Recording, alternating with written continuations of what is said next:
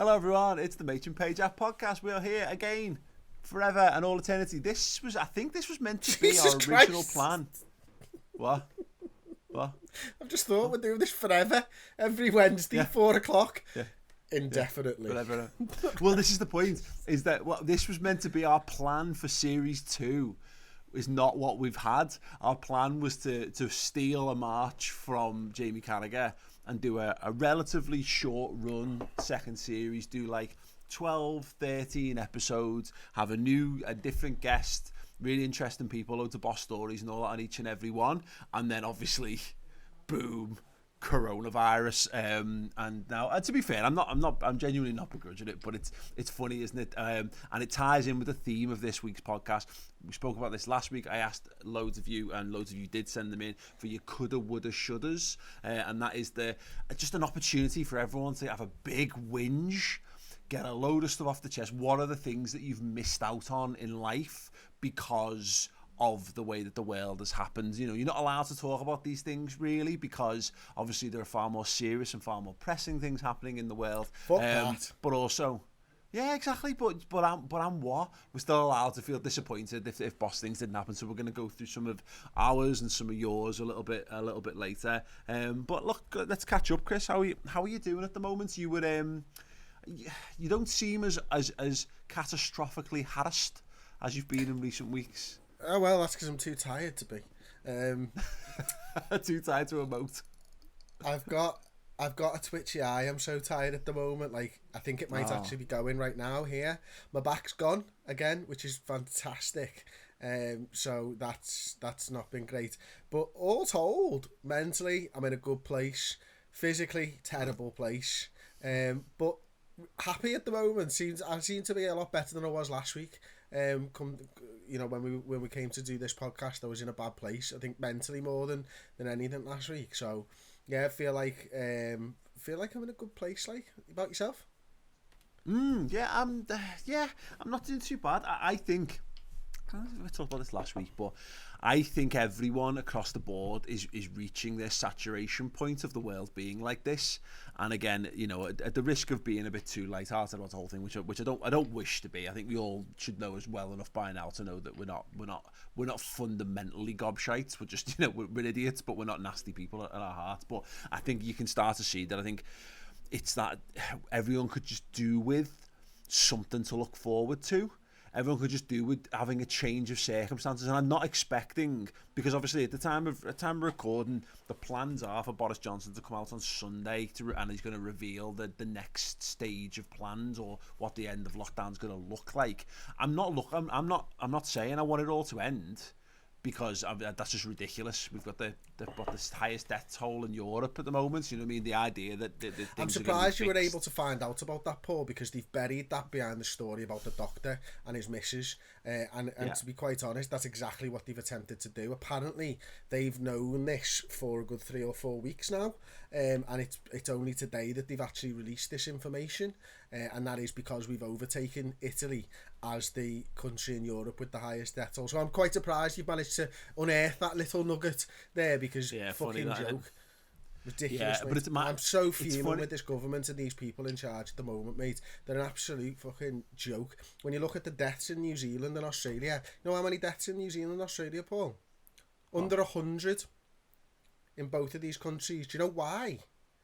Because they enacted the pandemic plan.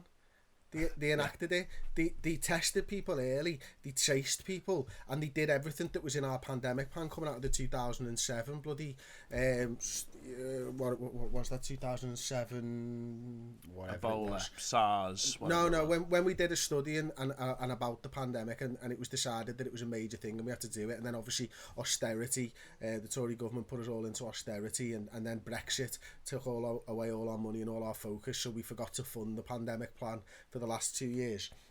And you've got countries like Australia and New Zealand there, and you've got people in the UK going, oh, you know, and they're brushing it aside. And I'm not talking about the government now. I'm going, it's the Chinese government didn't let us know.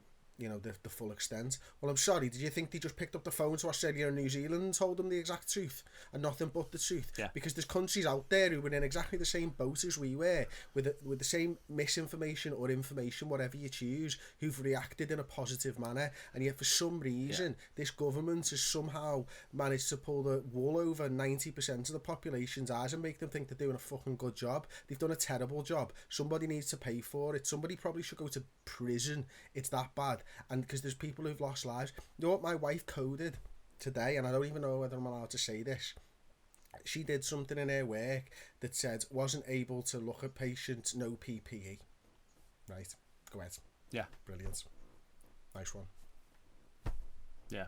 Well, you see, I saw a post on Twitter today, and you should always be careful where you get these things. But you know, I saw someone saying someone in that environment died because they didn't have the correct equipment, and then they turned around to someone and said, "Hey, can you cover their shift because they're dead?" But do it with the same lack of equipment that person had.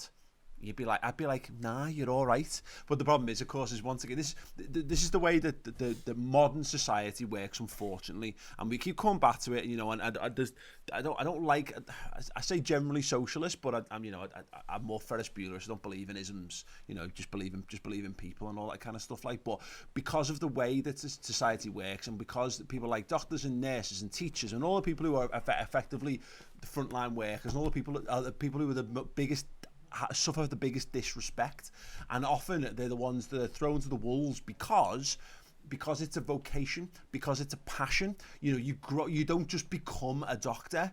You know, you have to be of a certain mindset. It's often like an ambition you've had growing up. You always wanted to be this, so you train for it and you become it. And once you've become it, that's all you want to be in your life. So you stick it out, even though it's not necessarily all you hoped it would be. And the government, particularly conservative governments, prey on that because they know that those people are going to turn up to their jobs because they are conditioned to turn up and do their jobs because they feel like they're doing it for the greater good, the Hippocratic Oath and all that kind of stuff.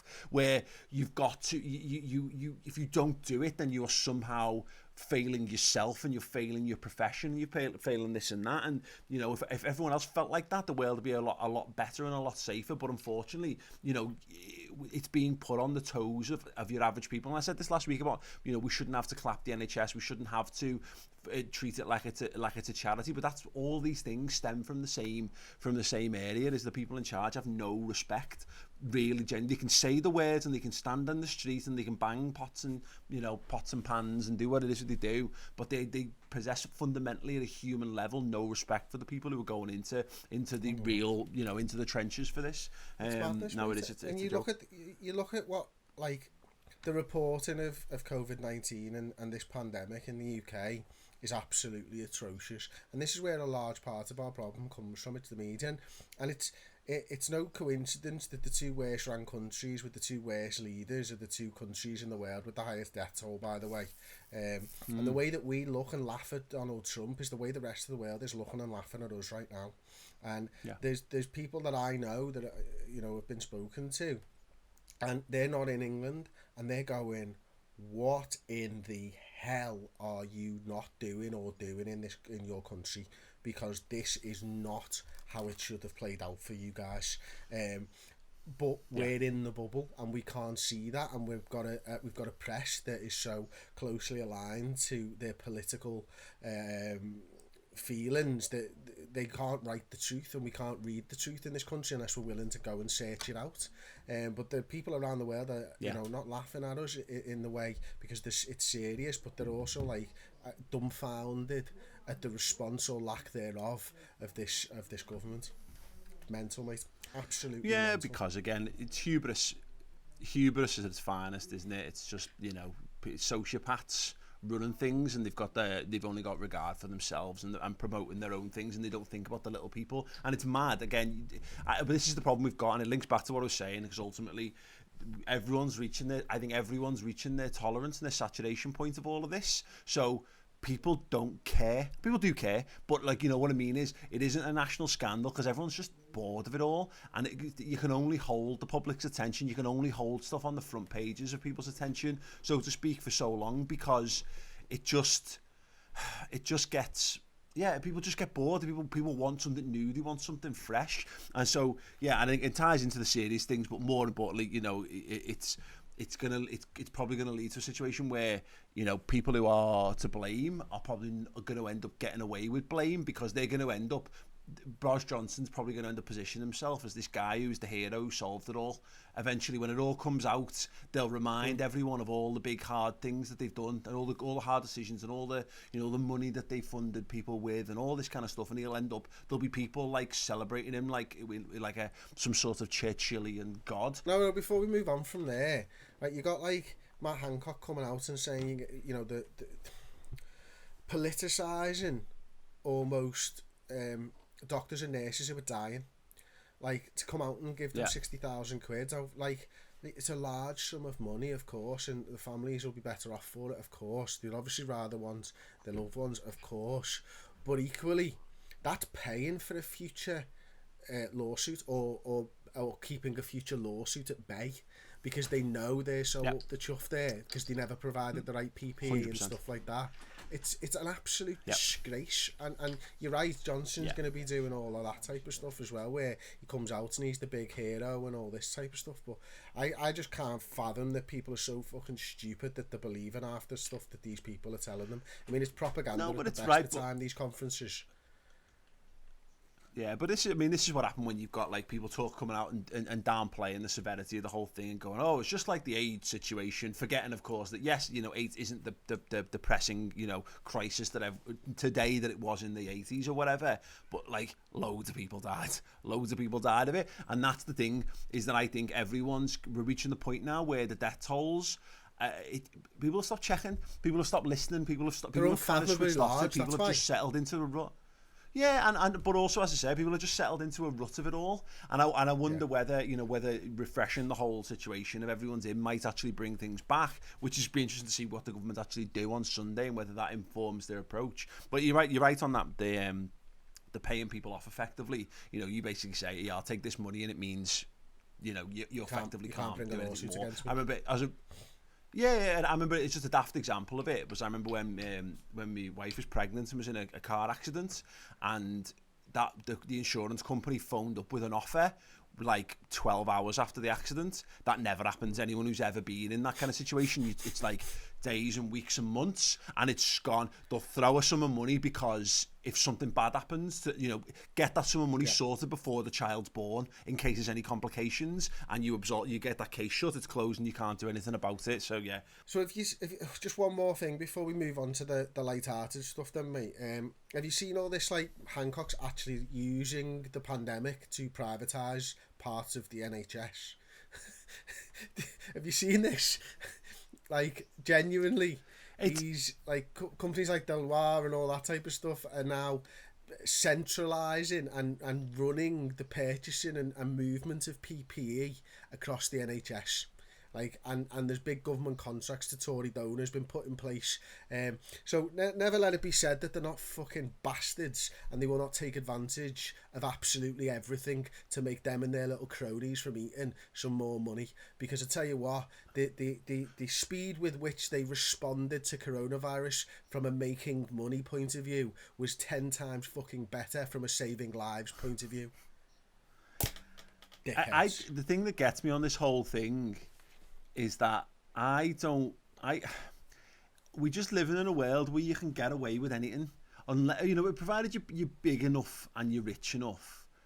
And maybe it's always been this way, but it's so like blindingly, like, it's happening now. It's kind of like, there's a bit in Guardians of the Galaxy, or is it? Maybe it's one of the Avengers films with the Guardians in it, and Drax is pretending to thinks he's turning invisible because he's moving so slowly that he's imperceptible to the human eye, and that is basically what Donald Trump and the Conservative government have become like. Is they're like going, no, you know, you're stealing from us. You are contributing to people dying on a daily basis.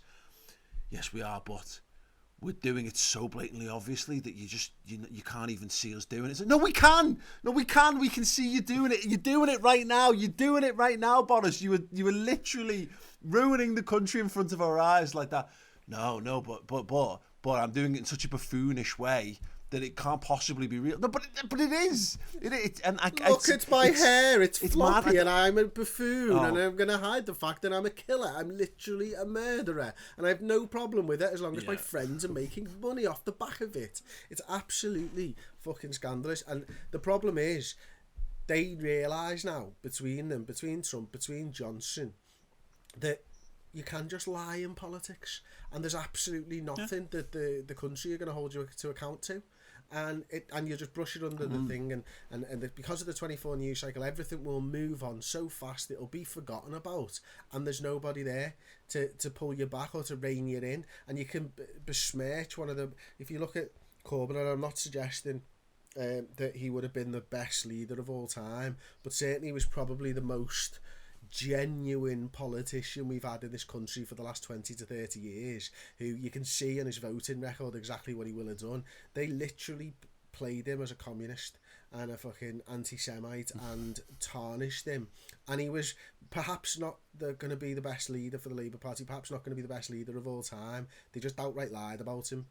When they've got a bloody racist in charge of this country who's happily shag anything and got illegitimate children, who'll happily kill, like, literally just put half the country in austerity, and it's the guy who wanted things to be right for everybody who gets besmirched and fucking left for dead in the political landscape. It's absolutely baffling, and it's all done with a fucking big smile, slogans on the bus, and a fucking panhandle in your hand while you're doing it. Ridiculous, mate. Yeah, it's mad. And what's mad about it all is, again, we're now, because the similarities with America and this country, it's always been the way. We're always just a bit behind America, which is crazy because it should be the other way around. People talk about like British power, and all the people who talk about like the strength of this country, and they still go on about the empire, and they go on about the world wars and all that crap. And yet they don't see how incredibly weak this country is by comparison to America. We're an insignificant dust mote on the shoulder of America at times, and we copy them and follow them. 2 weeks ago we were talking about these American lockdown protests that we're having them in this country now. I say we, I mean, you know, the people who are probably missing several chromosomes, and you know, and have as many, you know, missing brain cells as well, are protesting. The 5G protesters, and they're turning into lockdown protesters, and you can see it was going to happen, and it's like living, and I've said this for ages. I grew up watching lots of, I'm a big science fiction fan and what have you, and I like, you know, you look like George Orwellian style dystopian futures are all really interesting, because it's like, oh, what would happen if the worst case happened? Are we actually living in a dystopian future and nobody told us? You know, like everyone's going, oh, imagine if it was as bad as... I mean, look at it. We're not allowed to leave our houses. We're not allowed to be in physical contact with anyone who isn't in our house. You've got people dying, you know, going into shocking working conditions and dying for minimum wage. You know, there's vapored, like, Hollywood style leaders in charge of the major nations, you know, particularly Donald Trump. He's like, it's almost like having Arnold Schwarzenegger in the Simpsons universe in there. It's just mad. We are, you know, we live. When did this happen? It's like because it didn't happen overnight, because there wasn't like a revolution, and there wasn't like a, you know, like we didn't lose a war and it happened. I think people need those things to recognise when these things happen. There needs to be a night and day change. You know what it's exactly like, Paul, right? When we come out of lockdown and me and you step in front of each other, you'll go, fucking hell, Chris, you've piled on the pounds, lads. But if I'd have been coming in the office every single day, you'd never have noticed it in quite the same way, you know what I mean? And that's like... You know, it's like when you haven't seen a kid for ages, they're like, wow, you're massive, you lad, are you kidding me? But when it's your kid or something, you're like, oh yeah, they have kind of grown there, haven't they? You know what I mean? And that's kind of what it is. It becomes normal, and you normalise these fucking idiots, and then all of a sudden they're running the world. I mean, like the English thing, I think you're spot on with the America stuff, right? And like, we have nukes because we buy them off America. Like, I mean, if the shit hits the fan, right, they're just going to stop supplying us nukes. You know what I mean? No. Like the Trident project and all that, they're all American design nuclear weapons. Obviously they're ours and they're our arsenal. But don't get me wrong, I think we're talking about redoing them, aren't we? Because some of them are coming up to the end of the usefulness and stuff now. Like, I don't trust it. The Americans haven't hardwired them so that they can take control of them. You know, that's where my trust ends. Like, I'm not buying nukes off anyone else. I want to develop my own nukes. You know what I mean? Why? Well, like, wouldn't you though? Yeah. Why would you? No, but you've got to be careful, because if we develop our own, America will come and invade us to stop us doing it, mate. So, you know what I mean? You've got to watch out. You can't be too careful. I love it all. Do we know? Actually, we never talked about this in the podcast. Do we know if Kim Jong-un's alive? Has that been updated I yet? heard because this. That's the. I need to find out. I think there was something that said he was spotted and he made a public appearance, but I genuinely haven't like checked it up. I just saw it on Twitter and went, okay, he's still alive. Oh well. But no, I don't know whether it was a real photograph. The headlines of this. Go ahead. South Korea saying there's no signs of heart surgery. The Mirror is saying there's rumours of Kim Jong-un used a body double for his first public event since his death fears. It's just brilliant. I just love the idea that like this is the world we're in now, where you're being tracked and like, you know, you can be followed all around because your mobile phone and all this kind of stuff. And there was like a 3-week period where no one knew whether a leader of one of the most dangerous rogue nations on the planet was alive or dead. And but no this is the crux of it all. Oh God, yeah, no one cares about anything, man. Honestly, it's bad. I just want to, you know, and I'm still, honestly, my main focus is just still when can I have a haircut? That's all I really cared about at this point. I had one at the weekend. Yeah. I've seen Ped from Toffee TV. I've seen him today, and he's gone. He's gone Full US on. military style. Yeah, not quite the one, but he's gone. It's late to be doing that, I think, Chris. This was my thing about the haircut stuff. Is you know, wait, a few weeks ago now, can I just get a word in that I've always wanted to get a word in properly? Just tell me the Peds had gone, you know, done that again. Just tell me one more time.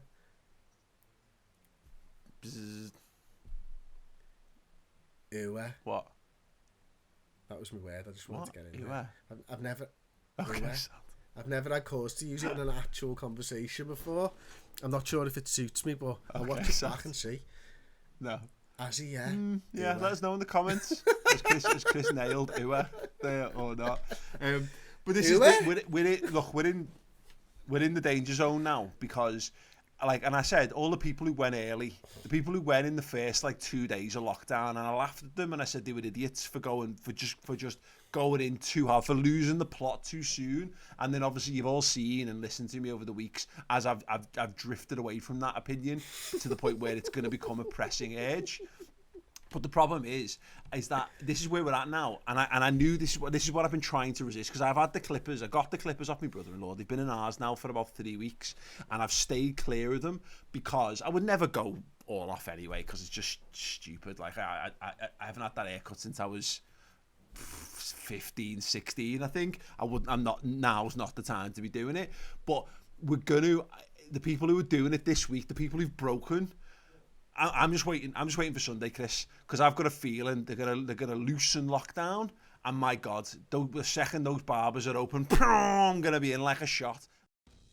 Hello everyone, just a quick word from me, Maych. We have got our own Patreon, patreon.com/MaechX page. If you enjoy everything that we do on the podcast and on the YouTube channel and all the social media accounts as well, then you can help to support it and be part of our growing community. You get access to exclusive Discord groups, you get extra content and discounts from a variety of things and our partners that we've made along the way, including the fantastic Threads for Reds. You can get involved by heading to patreon.com/MaechX Pajak, and we'll see you there. Okay, it sounds...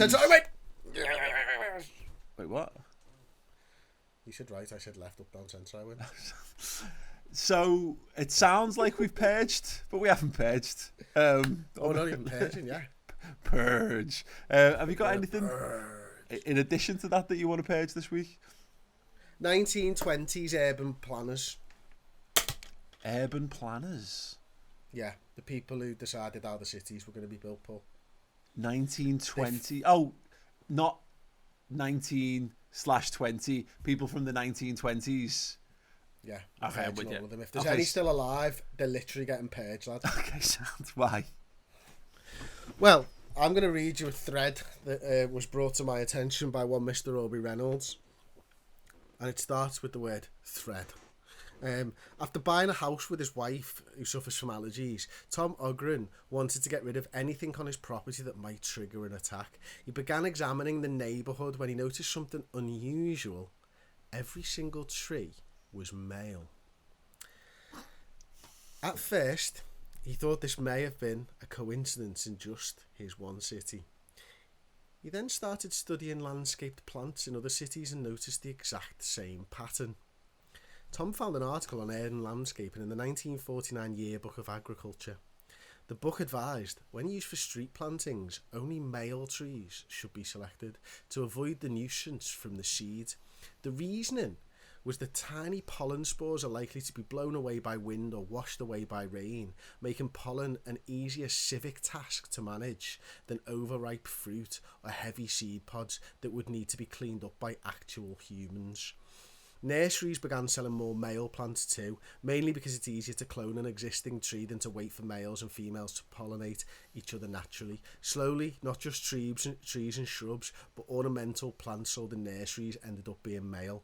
Ironically, if urban landscapers had planted female trees instead, neither pollen nor unsightly seeds would have been an issue. Hundreds of female trees would have been sterile and tidy without any pollen, because female trees don't make fruit or seeds without males around. No one wants to cut trees down already planted, so changes are slow to implement. If you're wondering why you spend a good portion of the year suffering from allergies, think back to the origins of urban forestry and planting of only male trees. You mean to tell me that I can't fucking breathe because some urban landscaper picked the wrong fucking tree to plant in the city? Are you having a fucking laugh? And that's why we're suffering for like 4 weeks a year, because some fucking guy planted fucking trees with dicks. Are you having a laugh, Paul? Fuck's sakes! Someone 100 years ago went, I can't be bothered. Just can't be bothered cleaning up bits of fruit.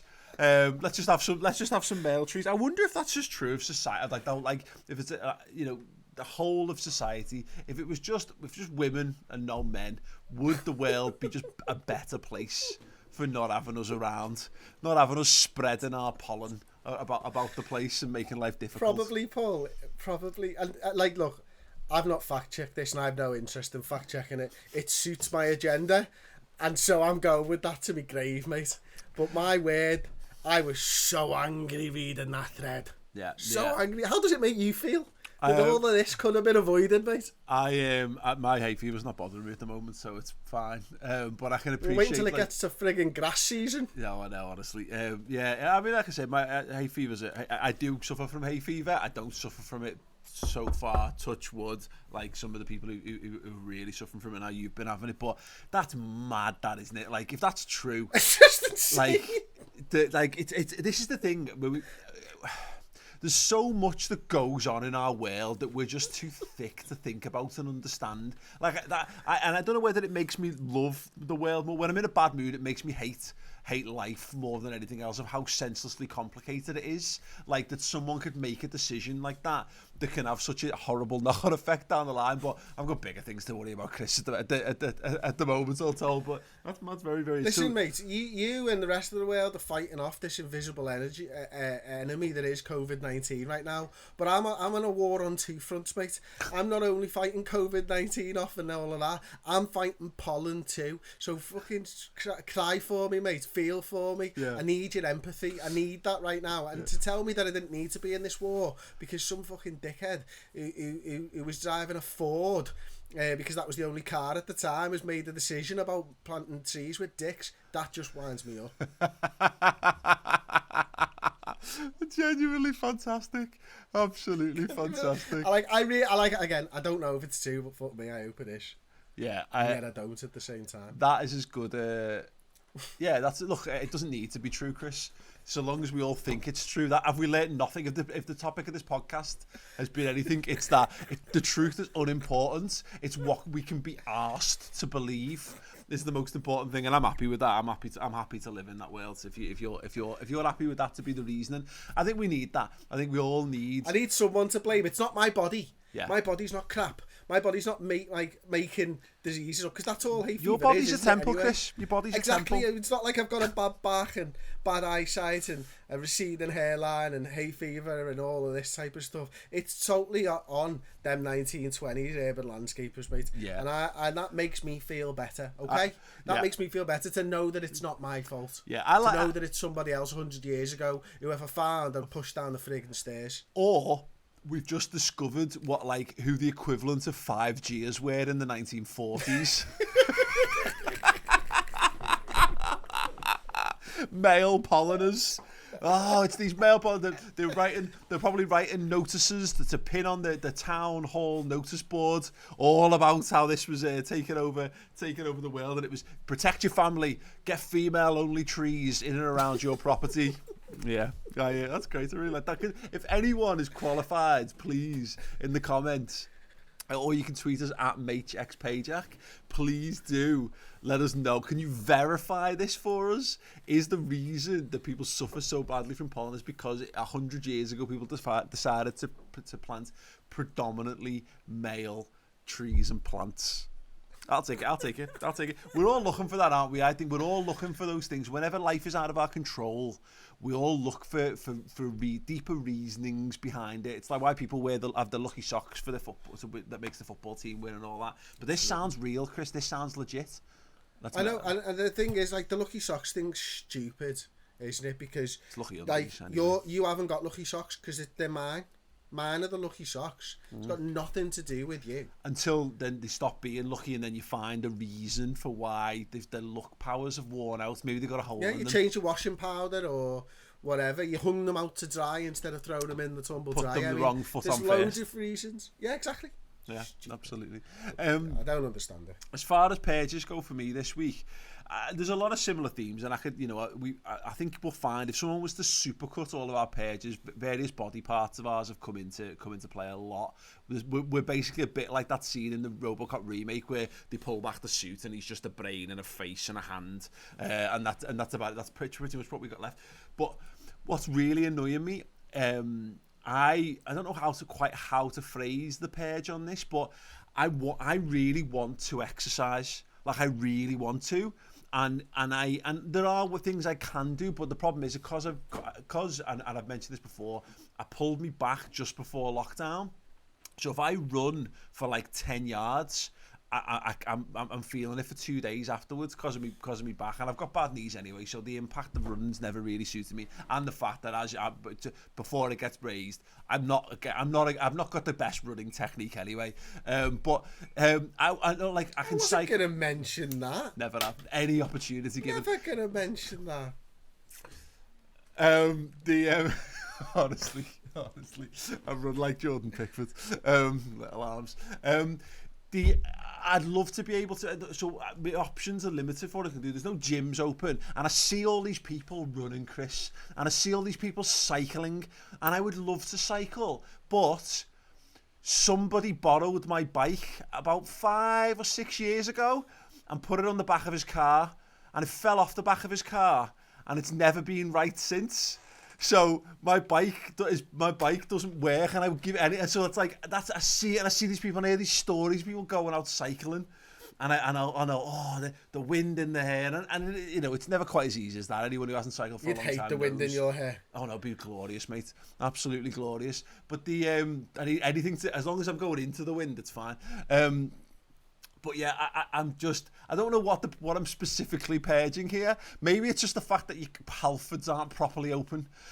Because I'd buy a bike. I would buy a new bike today, but I can't buy a bike. And we tried to buy a bike for me wife as well. And she went through Sports Direct, and they said, yeah, here you go, there's your bike, no problem, get it ordered, get it boxed, no problem. And I was like, there you go, there's your birthday present, sorted.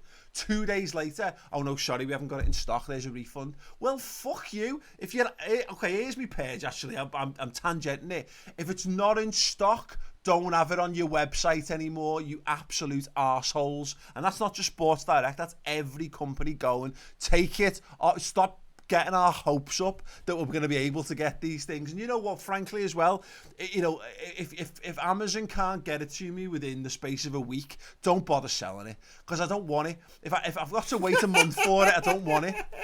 Because what's life going to be like in a month?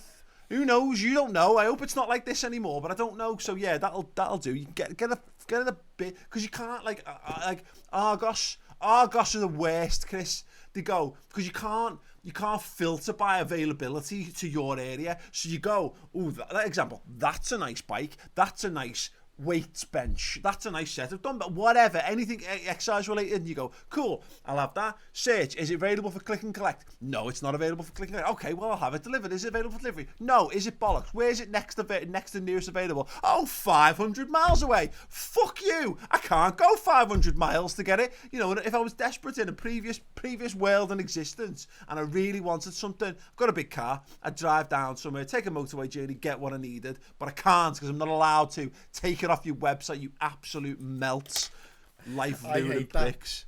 So come Christmas time, I was gonna buy myself a turntable, and I was Boxing Day sales. I wanted a turntable, and I was like, you know what I'm like, I'm not like massive on presents or anything like that, and because I generally don't want for things. It's something you always say, if I want it, you'll generally go and buy it, like, and I'm very much the same, but I and ah for a long time on things, whether I want them, but I knew I wanted a turntable this Christmas, and I knew I wanted to buy it with my Christmas money on Boxing Day, and I'd done so much research, and I obsessed about it, and I got to the point where Kat was telling me to shut up, stop talking about it, stop looking at them, because it was all the time, it was non-stop. She'd be like, what are you doing? I'm like, you don't want to know. She's like, you looking at turntables again, aren't you? I'm like, yeah. You dirty little secret, like. And, no, I'm looking at prostitutes. I'm looking at porn. God damn it, I'm looking at porn. Okay. Anything, just don't. I'm not looking at turntables right now. So I'm there, and I'm just like, I'm in my little hole. I'm going hard on for this Sony one, like, and I'm like, I'm fucking buying you in the morning. I'm gonna rag you everywhere, lads. Yeah. You know what I mean? When I get that, I'm like, right, Argos have got it. It's in stock. Richer Sounds. I think I drove down to Richer Sounds actually, and they didn't have it in stock. Anyway, so I'm like, I ordered it. I was like, the fucking right. Where am I going? Northwich. What the fuck is a Northwich? Is that Wales? Nah. Do you know? Funny enough, I say, what the fuck is a Northwich? Telling the truth, like, I used to work there. I did a week training there for Summerfield. Back in the day, like, so it's about 40 minutes away. It's on the way to, I think it's on the way to like Wrexham, Walesy type area. So I hoofed it down to Northwich at like 8 in the morning on Boxing Day to go and get me turntable. It was brilliant, like, I fucking. But this is the problem. This is what Argos does to you. It's like, that's not close. In fact, I haven't told the story about the Super Nintendo Minis. Yes. Yeah, so people know, obviously, there's been a craze in the last few years for these mini consoles, and it started with the mini NES, and they were like so hard to get. But I had a NES as a kid. It was my first games console, so I've got a real soft spot for it. And I managed to get one before they all sold out, and I got it for Christmas, and my wife gave it to me, and it was fine. So when they announced the Super Nintendo one, I was like, right, you can't sleep on this, because if I don't get it boxed and get it sorted quickly, they'll sell out, and you won't be able to get them for love nor money. And that is, as a psychopathic collector that I am, that didn't sit comfortably with me. So I got on, I managed to find, I was chasing it down on the old interweb, finally found somewhere that had it on release day, and it was Smith's Toys, but they only had them in Bangor, and I was like, oh, Bangor's miles away, but you know what, I really want it, but I will. If I have to drive to Wales, I'll drive to Wales. It's fine. It's no, because northwest of Wales, it could be a lot worse. It's not like it's on the south coast or something, like, so fine, I'll do it. So I ordered it, and I was like, okay, this is absolutely fine, and I'll do it. And then 2 days before it was released, I got me confirmation through that it was there. It's going to be ready to collect. And I just thought, okay, well, I'll just plan my route out. So I went on Google Maps and I put the postcode in. And it wasn't Bangor, Wales.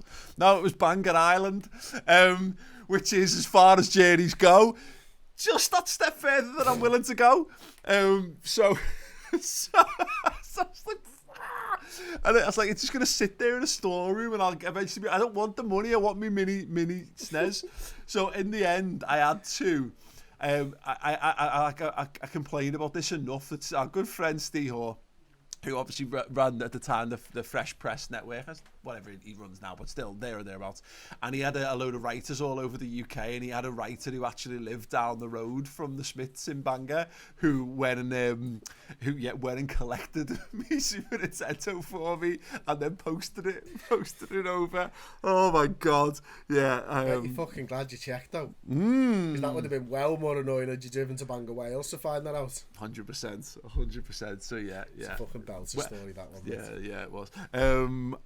So yeah, there you go. If you've had any similar stories on those, do let us know again in the comments underneath on YouTube, or you can tweet us at Maych Page. A quick word from today's sponsor. It is Threads for Reds. Head to threadsforreds.com for the finest Liverpool clothing on the planet today. This isn't your normal, usual stuff. Top quality materials. They've recently upgraded, so many things that you get in this kind of world are disposable t-shirts, they're disposable clothing. These are pretty much the best of the best. This is my favorite one at the moment. A donation goes to the NHS support if you buy this t-shirt, but they've got t-shirts, they've got hoodies, they've got sweatshirts, and they've got mugs as well. All brilliant. Go and check it out at threadsforreds.com. Right, so we do some coulda, woulda, shouldas. I'm absolutely bang on coulda, woulda, shouldas. So so we'll start off with patrons. We mentioned it a couple of times now over the last couple of weeks.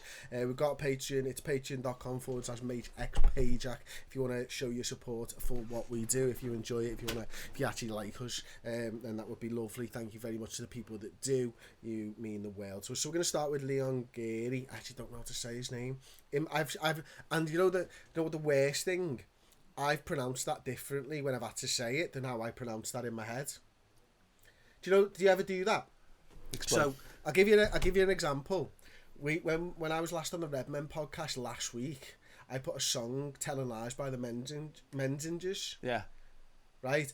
I've never, that's a band that I found 4 or 5 years ago. I've never said the word out loud before.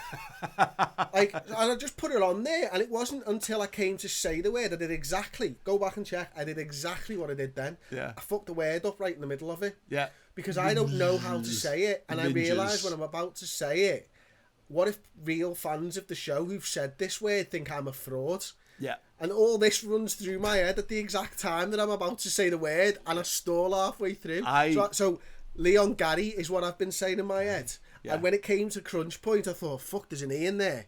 I'm going to go with Gary. You've just you've changed your answer on the spot. Yeah, no, I like that. Yeah. I think we all have a bit of that. I'm generally never been too bad with pronunciations, but you have those ones. Just as a random note, there's a guy called Jeff, Loeb is his surname, and he's one of the most famous comics writers go, and he's written all the biggest superheroes for Marvel, and I think he's done some stuff for DC. Loeb?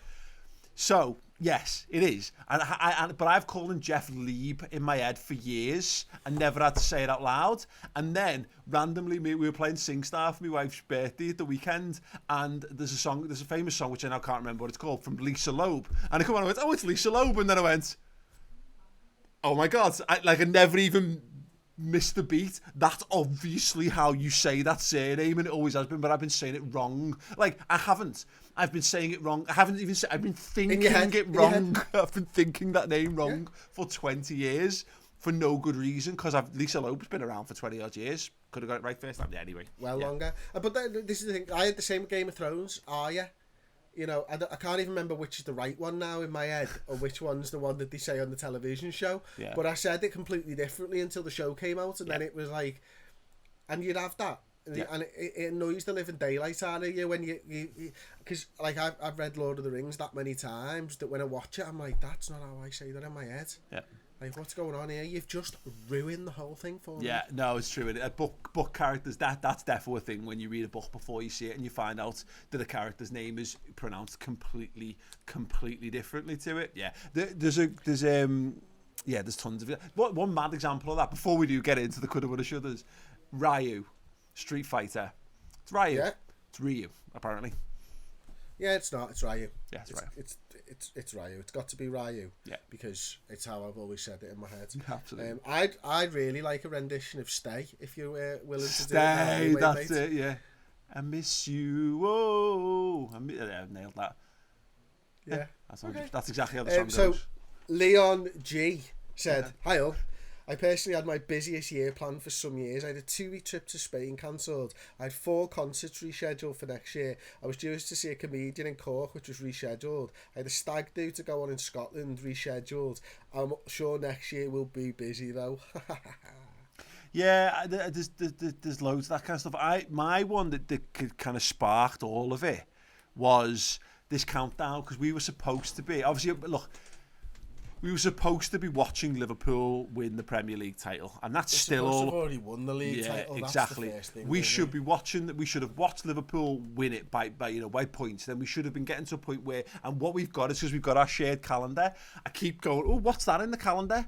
And like every week there's an event or something that's not happening. So we were supposed to be just being football fans, see Liverpool win the league. Then we were supposed to have things prior there, so there would have been a parade at some point, and we were supposed to be hosting a live show at the Olympia with legends and thousands of people in attendance and gigs and stuff. We were meant to be hosting an absolutely massive warehouse party on the last game of the season that was going to be the biggest party Liverpool ever seen. We were meant to be doing that. We were meant to be flying over to Las Vegas to be part of the team for CopCon, and getting a week in Las Vegas and getting to meet American Liverpool fans and party and have a pool party and be in Las Vegas and have all these things, and we're not.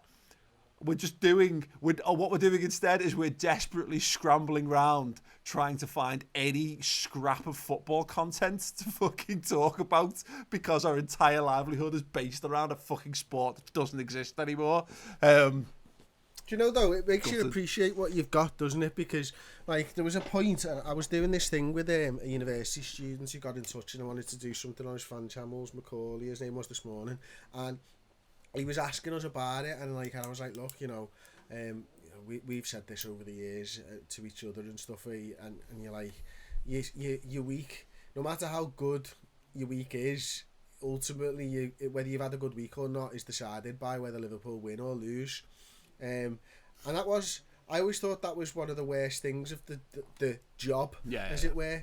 It turns out, I'd take that any day of the week over us, having football. Yeah, or not having football. But we've had this because this job without football is fucking hard. No, exactly that. This is if we had a different job, it'd be fine. But football would carry on. You'd still have football to entertain you on the side. But we haven't even got that. It's. I think what the thing is, does it make me appreciate what I've got? No, it makes me really annoyed that the things I've got aren't the things that I should have. Which is this is the bad thing. But me and my wife had this conversation, and she turned around to me and she just said, like, can I just say I'm fine? Like I'm happy. She's teaching's a very stressful job at the best of times. So like generally comes home absolutely wiped out from it. But she's like I'm happy. But what it goes to show is that you're still stressed. You're still up and down. So as much as football had the ability to knock you up and down, like we've been doing the Football Manager series, and it reminded me, because obviously we're about to play the Charity Shield game and the Super Cup game, that I was. By the end of the Super Cup, I was nearly broken as a man. Like I had because we'd worked flat out for the season before. Had the big lift of winning the European Cup. Had minimal time off. Then pre-season started, and it all started again. And then within the space of the season starting, we had 2 penalty shootouts. And my stress levels were absolutely through the roof and that. But look at it now, God, like I was ready. I was like, the stress was doing me head in. I was like, I don't think I can handle all this anymore. Whereas, like, my God, what I'd give for a bit of stress out of my control and out of my hands. But all that stress seems very frivolous. All of a sudden, yeah, because you can be stressed about anything. It's bloody mental, mate. Anyway, Russell Waring I had a week in Amsterdam booked in June, was planning to celebrate Liverpool's title in style. Stag do at the races was cancelled. I was going to be on that one as well. We're not seeing my partner for 10 weeks now with no end in sight because the Isle of Man is in lockdown. They can only leave the island with governmental permission. If they go back, they have to be quarantined in a hotel for 2 weeks at their own expense, around £1,000. But Russell, clearly, you're not worth £1,000 for a shag. The most obvious being finally having a season ticket and not being able to be there when Liverpool win the league. I mean, I'd be disappointed in all of that, but the fact is, your partner not coming over for a little grand shag says to me that you'd last about 2 seconds, and probably after 6 weeks in lockdown, you would, Russ. Yeah, it's all about value for money. You're not getting value for money from that, are you? Like you'd have to make sure that you were over for a concerted period of time. You know, it's not just a one-hit deal. That's mad, that, isn't it? I mean, that's just put yourself up in a hotel. Well, I mean, fair play to the old Isle of Man authorities for cracking down on it. Like, God, that's unreal. I think Russell's winning this so far, to be perfectly honest. Jonathan Vernon, Alex Cox. Oh, go on. Oh, sorry, mate. Alex Cox. I've got 2 more from the Patreons. Festival season ticket holder, so seeing us win and lift the Prem. Driving test. Gutted. General concert and the lads holiday. I tell you what, when the lads' holidays get started again, there's going to be some serious pent-up lads' holidays going on in there. I swear, I mean, Falanaki is going to go off. I've been meaning to say this to people for a while now, because we've got a couple of the lads who work for us in Redmen are single and relatively young men. If the day that lockdown is properly lifted, if you can't get laid in that day, then there's just nothing down for you. This is going to be like VE Day all over again. You know, you should see those like the troops getting off, getting off the ship and sweeping a girl off her feet and all that kind of stuff. Like, honestly, there's going to be fucking in the streets when they finally let that go. And if you can't get your end away the day they loosen lockdown, then you might as well cut it off or sew it up, because there's nothing down for you. No pressure, by the way, but yeah, there is. Just like, if anyone's considering using one of those options, go for the sew it up. You might be able to work it backwards. If you chop it off, you're completely fucked. You're never going to get to use it anyway. If you can't find someone to touch it for you on that day, then it's probably never being touched again. Just you know. It's fine. You'll figure it out, I'm sure. But that's what I'm saying. Don't feel down about this. It's going to happen, because there's just going to be a bunch of like horny savages from both sexes, by the way, and every kind of denomination in between, and every single point along the sexual spectrum.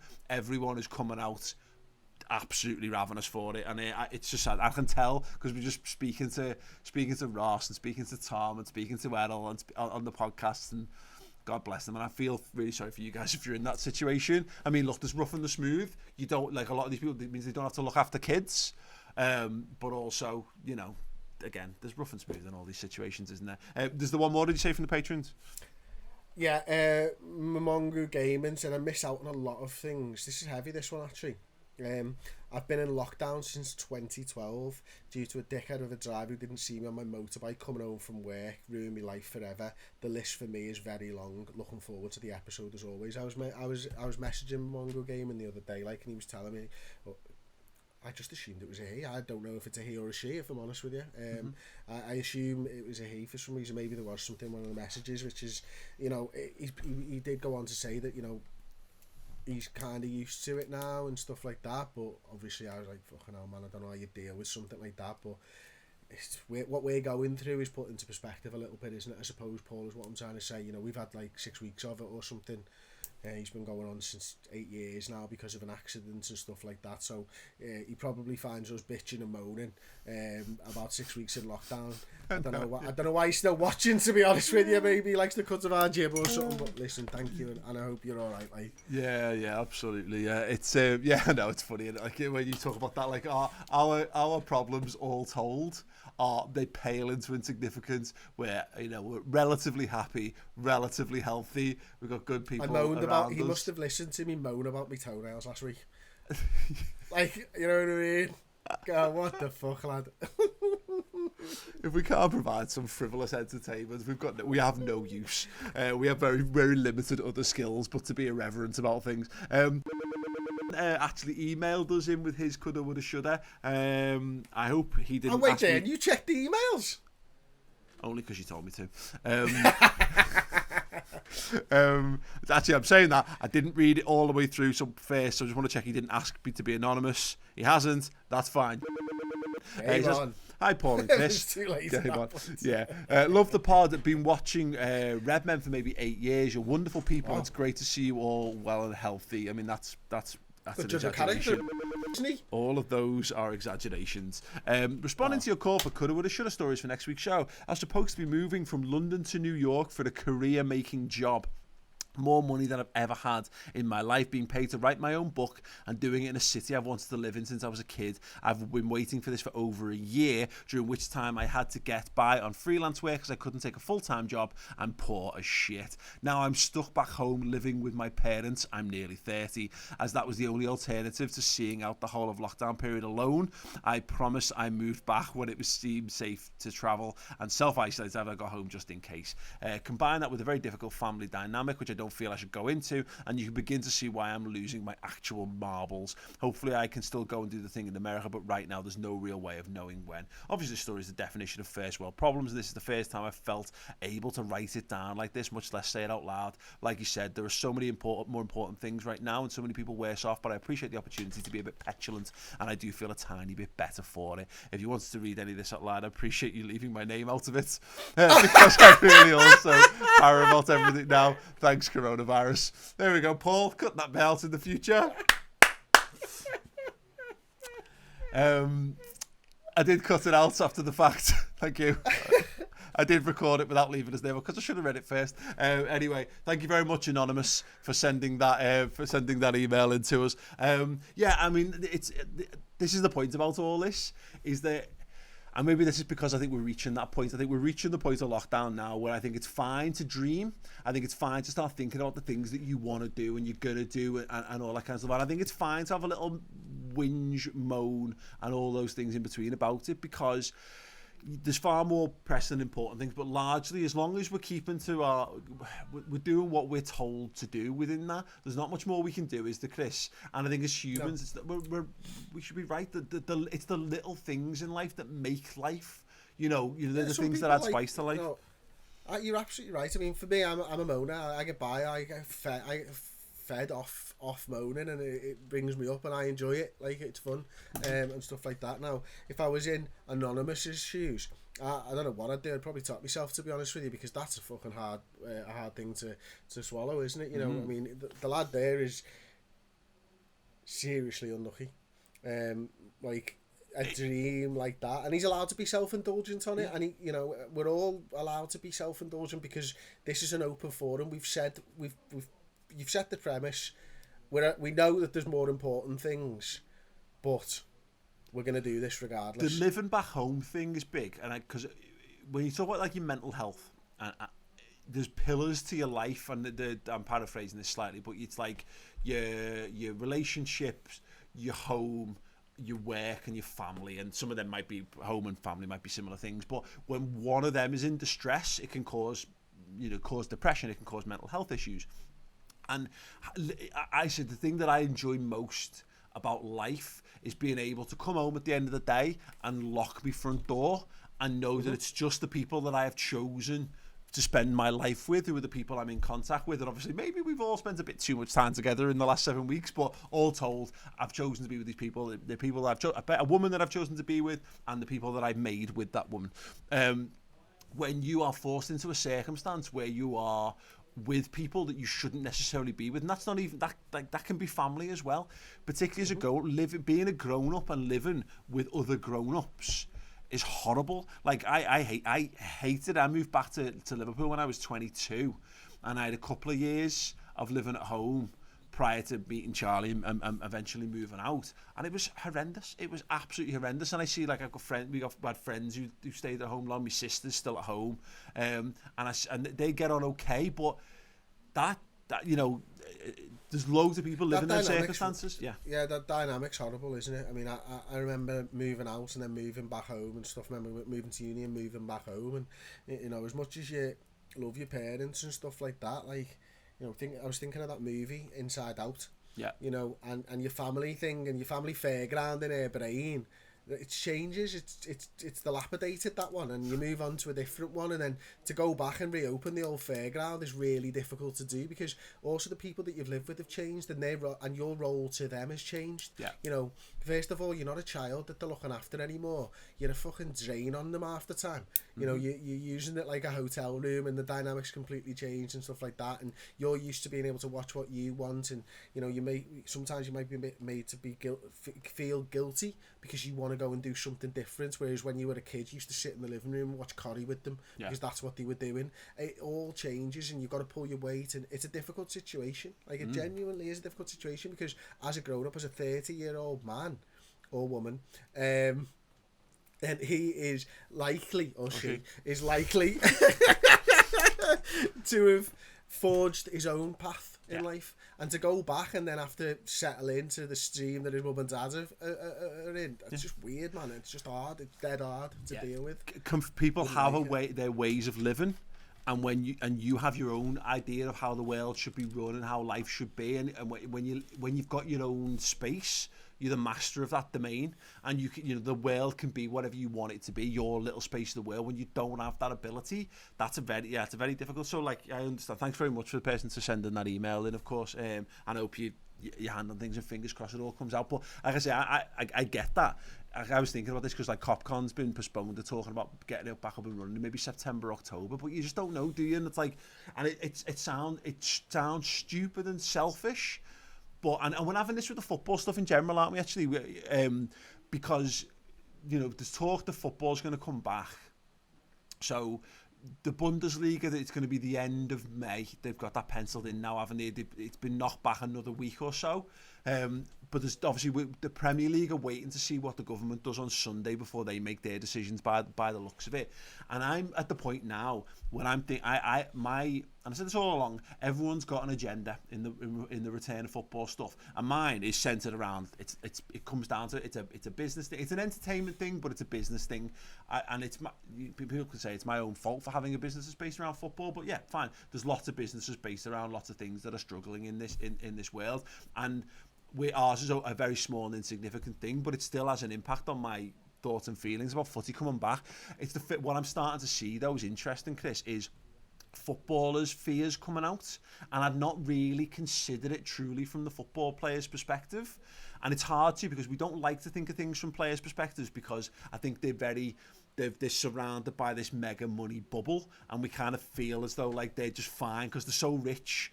Who gives a shit about any heartaches or struggles they have to go through? But when you see them, I had it phrased, football players are gonna have to walk into a room and be told that they need to agree to do something, a set of circumstances which could lead to them dying. And like, I'd not really thought about it. I'm just thinking it from a perspective of, well, you make it safe, you quarantine them, and you have put all the measures in place, and then it'll be behind closed doors and blah blah blah. I'd not really thought about, if you're a football player and you're a germaphobe and you're really nervous about all this. I've seen that happen to normal people. Like, my cousin's wife is very much like this. She makes my cousin like go when he goes and does the shop and strip off in the porch and put and lash his clothes in a bin bag and then gets them straight in the wash, because she's properly on it. If you're a football player and you have all those fears, this would seem like lunacy, bringing the sport back.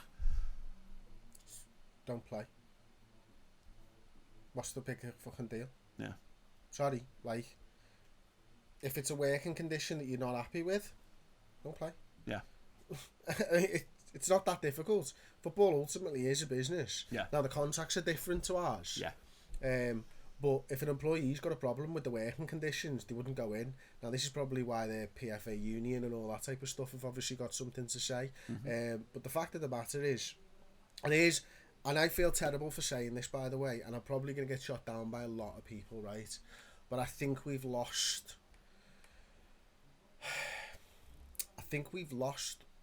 perspective on what the lockdown was supposed to have done. Yes. Right? The lockdown was not to make sure that nobody ever gets sick again. Yeah. The lockdown was to prevent the NHS being overloaded and overworked. Yeah. Sickness is always going to happen, and I hate to say this, but I believe it.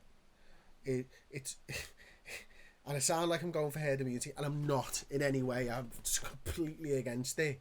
You're not going to be able to stop every person to ever get sick again from COVID-19. Yeah. That's not what the lockdown was for. Yeah. There are people that are gonna get sick, unfortunately, and there are people that, you know, and people will die, unfortunately, like they do, like the flu every single year. And I'm not one of these who thinks it should have just been left unchecked because it's not as dangerous as the flu. But I do think that we've lost perspective on what the lockdown is for. Yeah. It's not like you can't lift the lockdown and then expect nobody to get sick ever again from COVID-19. Yeah. That's not going to happen. Yeah. You do your best, and now that the NHS is in the right position, then I believe that, you know, these things can start up again. Now, the difficulty with footballers and football is that it's a fucking contact sport that goes against social distancing. Yeah. That's the issue, I think, is the problem. Yeah. Not the fact that they may or may not get COVID-19 from being in contact with somebody else. The issue is how do you do it with football, and how do you make that safe, and sweat and everything else that goes in. And if players have fears over that, they don't have to play. Yeah. That's what I would say. Yeah. Because, you know, and that's what comes down to, Paul. Yeah. They don't have to play. It's mad. And if Sergio Aguero doesn't want to play, Sergio Aguero doesn't play. And if Virgil van Dijk doesn't want to play, doesn't play. Yeah, I know. Well, this is why it's so complex, isn't it? Because and it's a different circumstances, and again, the money side of things is always going to boil down to it. And I wonder whether, you know, because it's weird, but it's mad to talk about it from this perspective. But like, there was the Crystal Palace chairman was on the radio, and he was just saying like he's struggling to see where money's going to come into his club from like August, September onwards if football doesn't return. And again, that's what it's going to end up boiling down to is, you know, and football players can take it or leave it, I guess, ultimately. But it's the crossover period of who are you prepared to risk to endanger your life in order to make sure that your business, the sport or the businesses, your football clubs and all those are able to keep going. And that's a really weird situation for us to end up in, because football isn't that important in so many circumstances. But we're going to find that it's not just football. That's going to start happening to businesses all across the globe. Is that people are going to have to. People can't be furloughed forever, because there's not a bottomless pit of money that's going to be able to fund that. And there's only so many businesses that are going to go to the wall, and some will have to, because there'll be no choice, because some things won't be allowed, just simply won't be allowed to happen. Like things like pubs and restaurants, we don't know how they're going to come back. But the football, I just wonder whether there will be a couple of points. And I perhaps just in the phrasing of how the government talks about it next might allay fears, because you're right, at the moment it's just not possible because everyone's being told to stay 6 feet away. But then, you know, and there's talk of like there being a 100 question list from club doctors and medical people saying here's the things that need to be addressed before it can happen. And I hope they do work that all out. But I'd never really thought of it. But then I was talking to one of the guys. I went to the shop today, and one of the guys behind the counter, you know, he stood there. He's got a perspex screen between me and him at the till, and that's it. And, you know, there's loads of people out there who don't have a choice. Now this is where it comes down to it, and I don't know what my point I'm trying to make here is. People need to work in shops because we need people to work in shops, and this is where you come into the money question. Is, you know, these people are being paid minimum wage and effectively putting their lives on the line, and all they're doing is standing behind a till. I don't quite know where to fall on it, but there's loads of. I guess you can kind of take it in a football fashion. You don't have to fall anywhere. Yeah. You don't have to fall anywhere, Paul. It's totally okay to think out loud and make a decision if you want to make a decision later on, as we know. And, you know, I think about the perspex screen's great, but what happens when your boss tells you to go and fucking straighten the shelves up?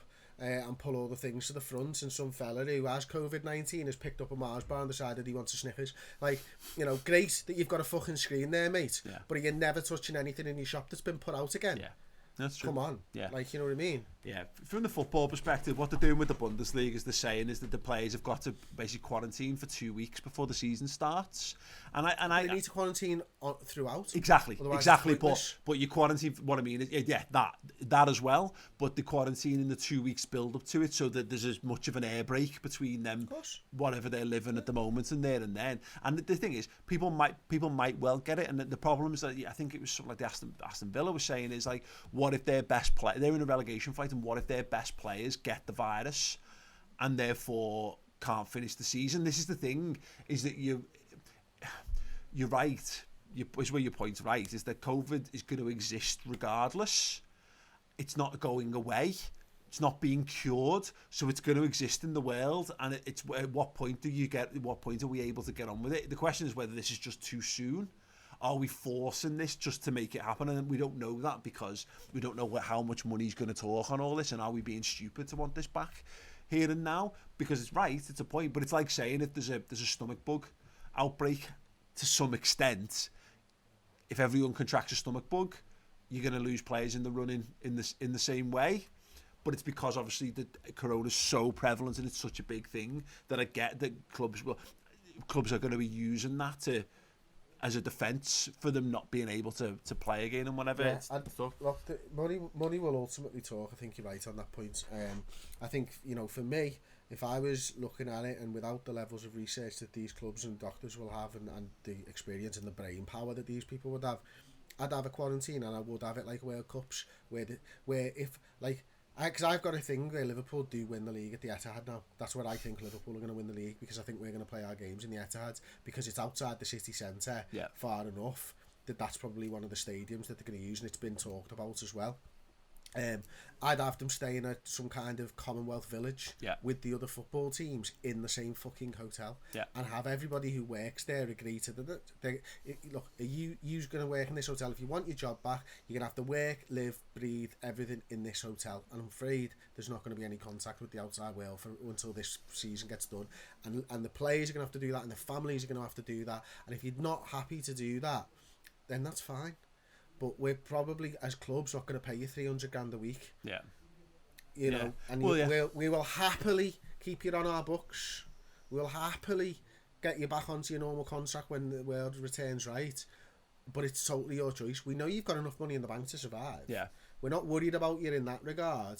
We're just going to leave you along for this part of the journey. Yeah. And if you want to come and play for us and you want to focus on football and you want to get back to that normality, in inverted commas, then you're gonna have to come and do this with us. Or you don't have to, you can come and do this with us. And I think that's where teams are gonna be. And I think that's the sensible way.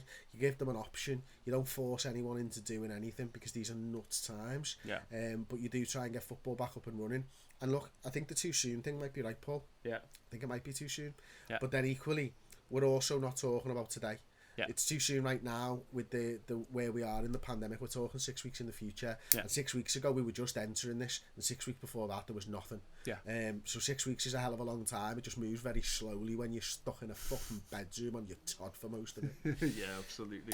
Let us know your thoughts then, anything that's kind of stirred up, because hearing it from the football safety perspective, if you think about we were talking about The Last Dance last week, and the bit about Michael Jordan breaking his foot, and the owners saying like a 10%, a 1 in 10 chance or a 10% chance that it could end your career is a gamble we're not willing to take. And I wonder what that gamble now looks like from an owner's perspective. If you it's just use an extreme example, but if Mo Salah dies because he's contracted coronavirus, they're the risk assessments to the degree that are going to end up having to be considered in all these things. And that's why you're right, someone else is going to have to make these decisions, and we're not going to know what's truly right in all of this until it happens, I guess. Do you know what, and you're right, do you know one of the major issues I think the Premier League has got, and football in this country has got, apologies, I've worded that wrong, is that we don't have one governing body. And this is one of those instances where it really becomes apparent that we don't have one governing body. Because just because the Premier League comes back, they're their own entity. They can do whatever the fuck they want to do. It means nothing for the rest of the FA. It means nothing for the Championship. And I tell you what, they're not going to look after the little man, these capitalist Premier League clubs. They're not going to put money into the EFL and the FA and all that type of stuff. They're not. They're just not going to do it. It's not in there. They're not even in the same competition. They're not even governed by the same people. We're going to lose lots of football clubs after this, and the Premier League doesn't care, because it's not even part of what's going on. And it's a mad thing, that, isn't it? Yeah, absolutely. And it's going to be an ongoing discussion. They're going to sue. Sorry, they're going to sue if there's no relegation. Because they've got a contract. And therefore no promotion. And they've got a contract that says we get 3 of yours and you get 3 of ours every year. And if the Premier League decide that they're not going to relegate 3 teams and they're going to take another 3, how does that work, Paul? Yeah. Because I've heard this 23-man team. What, do you think the FA are just going to go, yes, have 3 of our clubs? What? Yeah, exactly. Complex in it, and again, it's one of those things. It's another one of those conversations. Hopefully, we're reaching the end in terms of the sporting thing, in terms of our lives, where the government are going to give us just a little glimmer, put a date on it, put something in our calendars that we can work towards, even if it's only just a gradual loosening of the situation, so we can all get it. But I mean, if it's not ready to do that, it's not ready to do that. This is it's always going to be the case. But I think from all of our perspectives, we could do with just having a little bit more clarity on what life can possibly start to look like. Because the minute I go again, I'm just on this constant cycle. Yesterday I was feeling quite positive and upbeat about everything, and today I'm right back to feeling really down and miserable about the prospects of everything. It's weird, and because again, you have these positive think pieces, and then they're counterbalanced the day later with the negative think pieces, and here's everything that's going to potentially go wrong. Just people who are cleverer and in a better position to sort these things out, just sort them out for us and let us know what to do. That'd be lovely. Cheers. Right. Do you want to say? Actually, you wanted to do. There was a game you wanted to play before we wrap up. Yeah, I think so. So obviously you put me onto Community, the show on Netflix, and one of the endings, they had a game where they just did a once upon a time story, one word at a time between them. Okay. And I thought, you know what? There's no one in this world that I'd rather attempt this with than my man, Mr. Paul Machin. Once upon a time, Grandad David got upset. You're terrible at this. Because he fucked another dog in the back door of his house. And then he unfortunately grabbed hold of a woman's ginormous vagina. It covered 95% of his head from what? From here to here. Lastly, but yeah, covered his head from here to here. Full stop.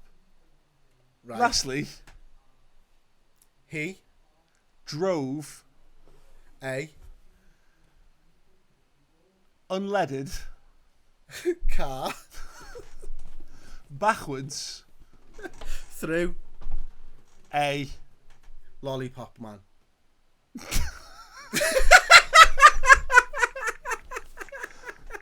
The end. There we go. Someone wants to put that into a graphic for us with like one of those stock images of like a parent telling a story to their child. That would be absolutely amazing. And tweet it to us at MaychXPajak or MaychXPajak@gmail.com. That would be fantastic. Yes, great. There we go. I enjoyed that.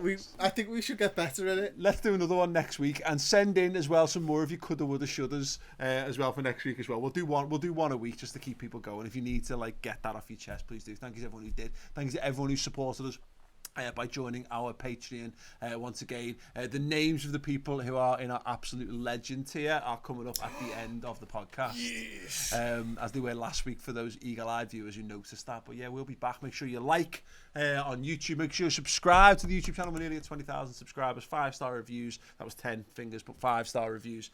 Do 2 5-star reviews. That'll be great. And yeah, we'll be back with another Maych and Pajak podcast next week.